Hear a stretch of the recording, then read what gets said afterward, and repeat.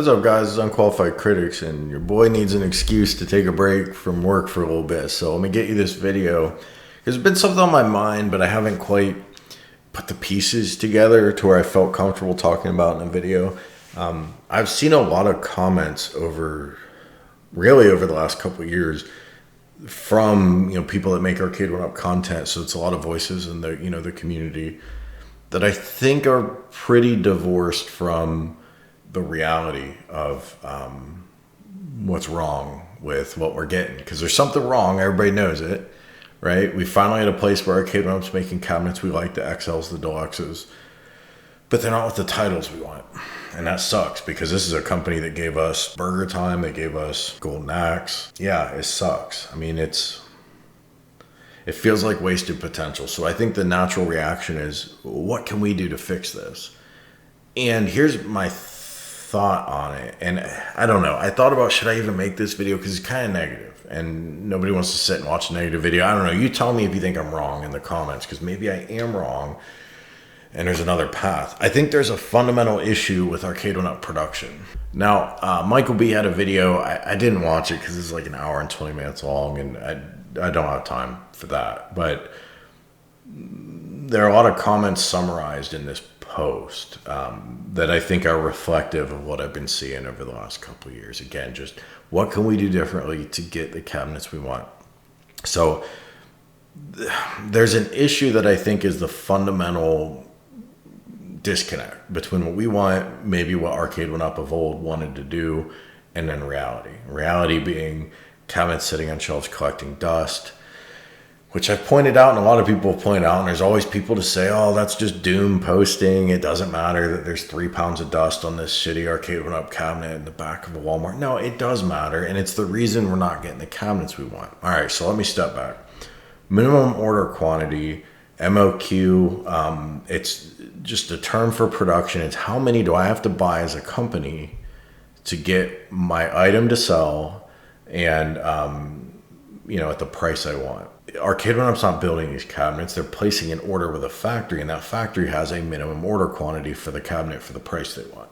We don't know what that is, but I think it's extremely obvious that whatever it is too high for what's able to be sold outside of Pac-man, etc. That's our problem. The problem is these cabinets that we want don't have a big enough audience of buyers per cabinet. In aggregate, yes, and I'm going to come back to that, but per cabinet, no. Not for a lot of these titles. If they did, we'd see more titles pop up. We'd see them in store year after year. Hey, remember last year they had Burger Time? Well, that was last year. Maybe we'll bring that back, but this year we're giving you House of the Dead, or this year we're giving you Lethal Enforcers. It's not happening. And it's not just because of cost for software development for emulation, which a lot of people like to talk about that. That's a fixed cost, man. They're worried about how much per unit am I having to spend. That's the problem. When you take the cabinet, you sell the cabinet, you split up the money with the retailer, whatever you have left, it's not enough, and or the retailer ends up just discounting this stuff out, and then now they're mad at you and they don't want to take risks. All roads lead to less risk, less cool titles. And unfortunately, and I'm not dogging on this post or this video that Michael B did or any of that, but I really think it's incorrect and giving kind of some false hope. And I might be wrong, and we should all have hope for what we're going to get the products we want. I don't think it's realistic. Let me make my case for that. So just real quick, community engagement, if only we're involved enough. And there's a lot of talk in this post and apparently in this video of let Arcade1up know, let the people know. Like, I don't know, man. That ship sailed 2 years ago. People did that. And we basically got the titles we wanted. We didn't get everything. There's no Q*bert. We got Dragon's Lair. Like, damn, that was the big surprise for me. I can't believe they took that gamble. And it was super cool that they did. We got Star Wars Atari. I'm looking at right now. I only have 2 cabinets in my little office here because I gave up my arcade till I finished my basement because I don't like playing it. Like, it's just dirty down there and shit. I'm going to wait till I clear it out. But I got Simpsons. I got Star Wars. Those are both fairly niche titles. I mean, yeah, they're huge properties, Marvel's a huge property. MVC2 underperformed. It was not because of the lack of online. The lack of online was bullshit, and people were right to be mad about it.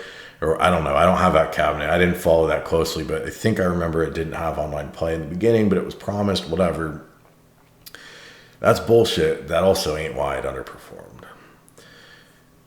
There aren't enough people willing to buy these for them to be bought at that minimum quantity to be sold to retail profitably. If that was true, the head of Arcade1up wouldn't be gone. If that was true, they would have been able to keep paying their debt.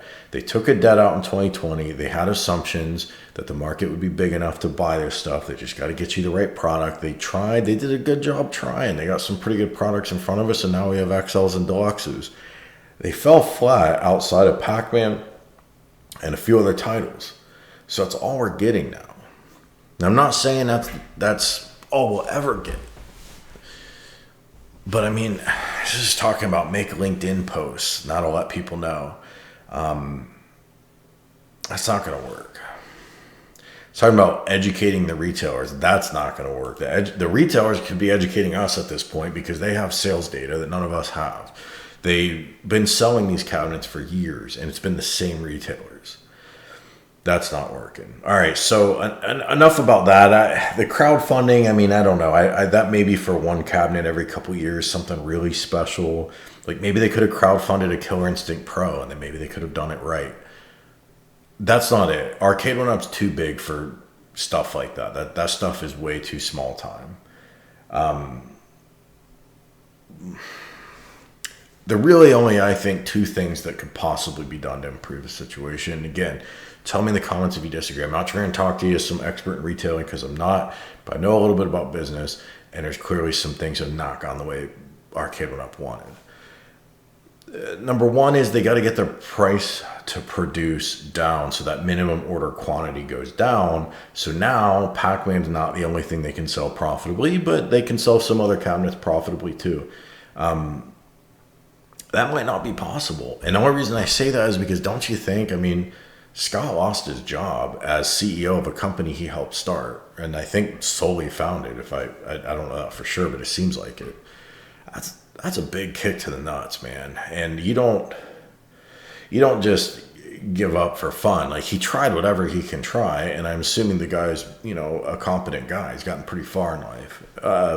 Might not be the world's biggest arcade gamer or whatever. My point is, if it was easy to get production price down, I think he would have. Now, my only possible idea with the little bit I know about any of this shit is if they just made a standard cabinet for different types, racing, standard control panel, flight yoke, whatever, made a more modular design, but each one's branded, each one's licensed, they keep that core Arcade1up experience. Basically go back to the Swan cabs of Gen 1. They're all the same, they're all equal. Yeah, they got different PCBs, they get flashed with the given software, and they move on. I have to think that gets the production price down. I don't know how much. It might not be much. I would hope a fair amount. But now it's, okay, 3,000 units of Star Wars is equal to 3,000 units of Burger Time is equal to 3,000 units of their Konami shaped cab. If 3,000 is still the minimum quantity, which it might not be because shipping's gone up so much since then, it might be 5,000 units now. Maybe we can't sell 5,000 of every individual thing, but we know we can sell 5,000 of all those things combined, and they all have the same chassis. So, maybe that works. And I say maybe because I really don't know how their licensing works, and I'm not sure anyone does, because I've seen some weird bullshit put out by people implying they have special relationships with these companies. It just seems like that's not how that works. I don't know. I'm skeptical of some of that information that gets, leaked. But I don't know if there's a fixed cost component, meaning they pay a flat upfront amount for the license, or if it's strictly a revenue share, or if it's both. If it's both, then now you're back up to that minimum quantity. It needs to be substantial to pay off that initial fee. But presumably you could imagine a world where you can negotiate that with the licensor.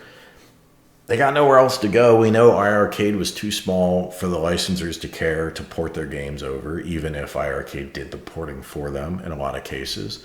We know that because Sega even had a relationship with iiRcade, and then they cut off additional games because it was too small for them to give a shit. So there's a number where it's too small, the licensor doesn't care. But in a world where you can get Microsoft to partner up to make Killer Instinct available. Clearly, Arcade1up's doing something right with the licensing, and they're the biggest game in town. And you can give John D all that credit you want. He's gone now. That doesn't mean they're not still the biggest game in town. If anyone's going to license those titles, it's going to be Arcade1up, with or without John D. He might have been helpful for them getting it to initially, but now that's the only game in town until someone else shows up. All right, so if you can renegotiate your license so it's only a variable cost, and if you can standardize your production so your minimum order quantity goes down, then now all of a sudden you go from Pac-Man, Capcom, Midway, those are your only titles you can do profitably. Now maybe you've opened up some other titles. Still probably not stuff as niche as you or I would want. Still probably not Cubert, but maybe Daytona USA. That might be expensive. That might be a bad example because it's probably a pretty expensive PCB. But you know what I'm saying. Outside of that, maybe you have a cabinet where you download your games. And I know John D in a recent Q&A mentioned it might be a possibility. They've always said it might be a possibility. I'm skeptical that they'll ever do it because probably already sold more cabinets than they'll ever sell going forward. Man, these guys came out with a bang, right? 2 million cabinets are a brand new product category at this price point. Average price of probably $400 back then. That's a monstrous success. Things are tapering, slowing down. They're probably not going to continue to sell at that volume. So my point is, every time they sell a cabinet, right now it's a missed opportunity because they don't share a foundational software platform that they can deliver games to. There's not an online game store that all Arcade1ups have access to. Now, a lot of them are online connected. Presumably they could update the cabinet, install their store, and move on. Maybe that would even be easier for those new, I think they're Android-based cabinets now, if I remember correctly. I don't own any of those, so I could be wrong. They haven't done it yet, and it's like, man, you gonna shit or get off the pot? Like, every year they don't do that, they're taking millions of people that cannot buy their games. They got to start from somewhere. They did it with the game Infinity Game Table, which was cool. They haven't done it since. Every Infinity Game Table is running the same software. That's not true for these arcades, so it's gonna be more complicated to do it there. And it might be a licensing restriction. It might be also, no one talks about this, but Arcade1up has no software dev chops. They outsource everything project by project. So all their arcades are built by different teams from software development perspective. I know they reuse the same teams a lot, but that's a lot of different software kind of front ends for the consumer to try to deliver a common experience with, hey, cool, you have this cabinet. Download other Midway titles. Download X-Men to your Simpsons. People were hacking that. People would spend money on that.